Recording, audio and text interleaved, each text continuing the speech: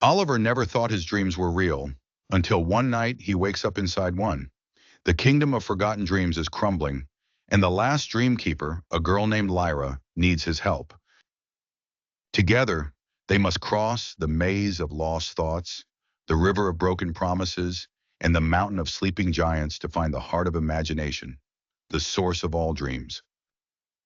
But the Nightmare King is hunting them, determined to erase dreams forever. Can Oliver unlock the power of imagination and save the dream world before it's too late? Chapter 1. The Door to the Dream World.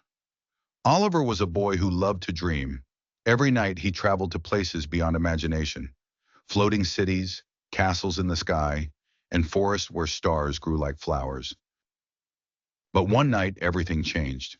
At exactly midnight, Oliver woke up to see a strange door in his bedroom. It hadn't been there before. The door was made of glowing golden light, and carved into its surface were mysterious words. Enter if you dare, but remember, not every dream is just a dream.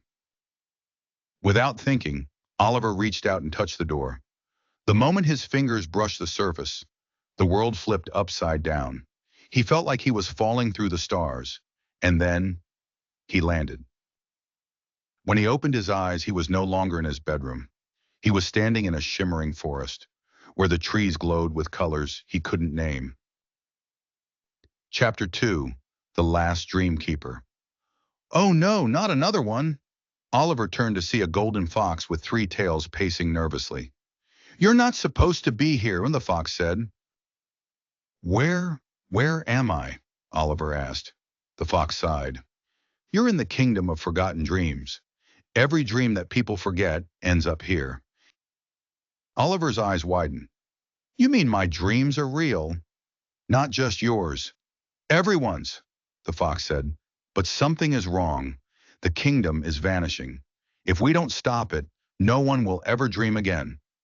Before Oliver could respond, a voice called out from the lake ahead. You're late. Standing on the water's surface was a girl with silver hair and eyes that shone like the moon. This is Lyra, the fox whispered. She's the last dreamkeeper. Lyra stepped closer. The Nightmare King has started his attack. We don't have much time, she turned to Oliver. You are the only one who can stop him. Oliver shook his head. Me? But I'm just a kid, Lyra smiled sadly. No, Oliver, you are the last dreamkeeper. Chapter 3. The Maze of Lost Thoughts. To stop the Nightmare King, they needed to find the heart of imagination, the source of all dreams. But their first challenge was the Maze of Lost Thoughts. The entrance was a giant stone arch covered in glowing symbols that changed shape. Once we enter, we can't turn back, Lyra warned. Oliver took a deep breath. Let's go. Inside, the maze was alive. Walls moved on their own. Doors vanished and reappeared. Echoes of forgotten ideas whispered in the air.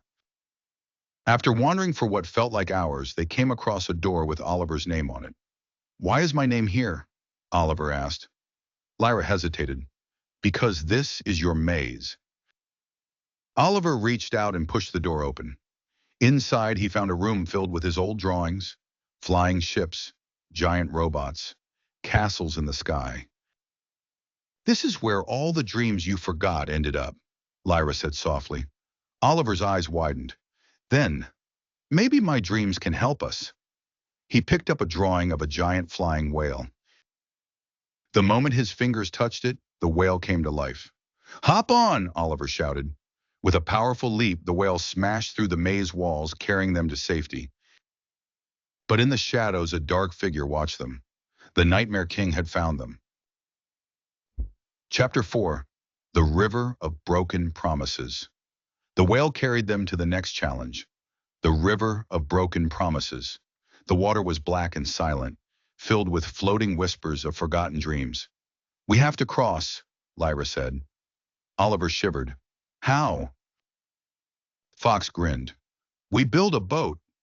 Oliver picked up a stick and drew a boat in the air. The drawing became real. They climbed in and began their journey.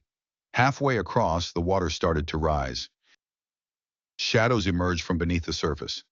You promised you'd never stop dreaming, a voice whispered. Oliver gasped. It was his own voice. I remember this, he whispered.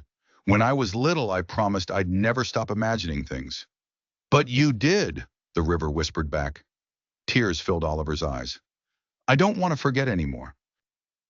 He reached into the water and pulled out a tiny glowing light. The river calmed. You did it, Lyra said. But standing on the shore ahead of them was the Nightmare King. Chapter 5. The Final Battle. The Nightmare King was tall and cloaked in shadows. His face was a swirling void. Dreams are useless, or he said. They only bring disappointment. I will erase them forever. Oliver stepped forward. No, dreams make the world better. They make people hope. The Nightmare King laughed. Then fight for them. He raised his hands and the sky cracked open, spilling darkness. Oliver closed his eyes. He thought of every story he had ever imagined, every adventure, every dream, and then he drew a sword in the air. It became real. With one final swing, he cut through the darkness. The Nightmare King screamed as the shadows shattered. The kingdom glowed once more. Dreams returned. Oliver had won. Chapter 6. The Awakening. Oliver woke up in his bed. For a moment he thought it had all been a dream. But then he saw something on his nightstand. A tiny golden fox figurine. He smiled. He knew the truth. The kingdom of forgotten dreams was real.